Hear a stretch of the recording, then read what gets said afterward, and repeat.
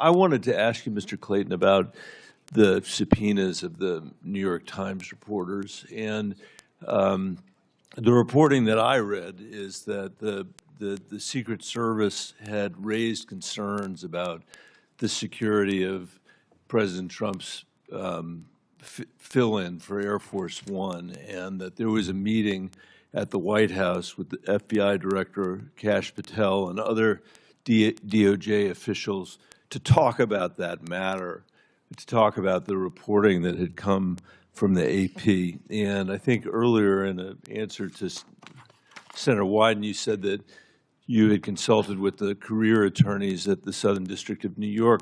My question is whether you consulted, or anybody in the Southern District of New York consulted with anybody in Washington, D.C., at the White House or the Department of Justice before those subpoenas were issued. They were issued, I think, within just hours of the reporting that struck me as somebody who has worked at DOJ as an unusually short period of time, and particularly given the equities that are at stake when journalists are subpoenaed, the equities that are at stake when law enforcement is showing up at the doorstep of journalists in this nation. I think it's very important for you to explain this in the context of this nomination. Yeah, understood. I can't get into the specifics of an investigation, an ongoing matter.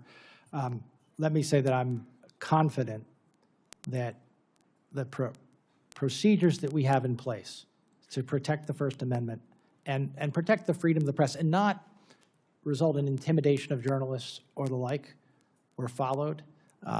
They depend on the facts and circumstances, how much time you have.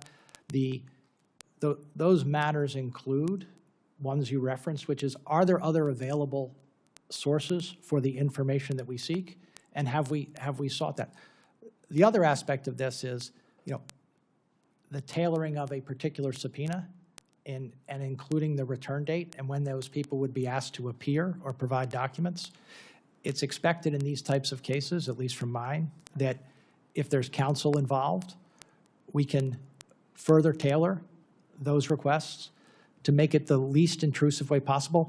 But let me just finish, if you don't mind. Yeah. It is vitally important that if national security interests are at stake, that there's not what I would say is a huge blind spot where someone can use the ability to provide information to journalists to get it out there, including our adversaries, without any potential for discovering how that happened. Well, I think this committee is well aware of the intelligence equities that are at stake. We have no, that's why all of us do this work and provide this oversight. But I think all of us would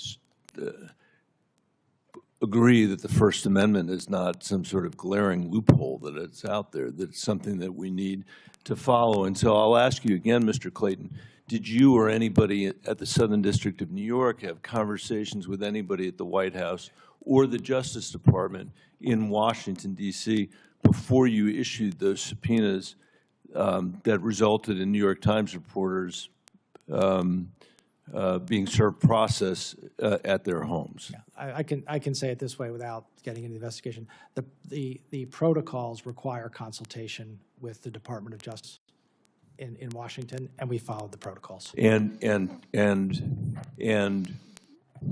did anybody in Washington, D.C.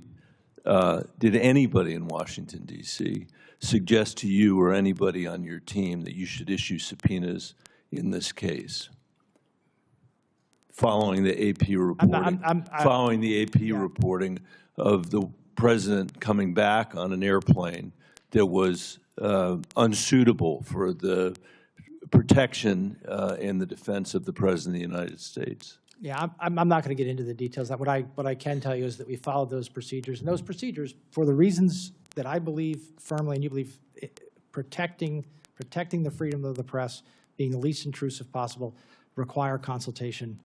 Support journalism you trust. Support PBS News. Donate now, or even better, start a monthly contribution today.